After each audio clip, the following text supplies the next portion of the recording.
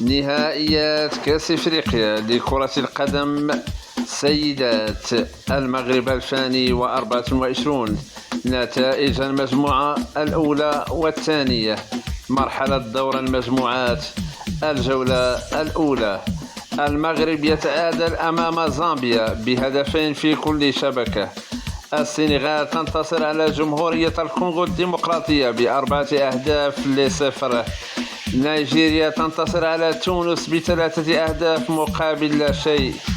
الجزائر تنتصر على منتخب بوتسوانا بهدف ل0.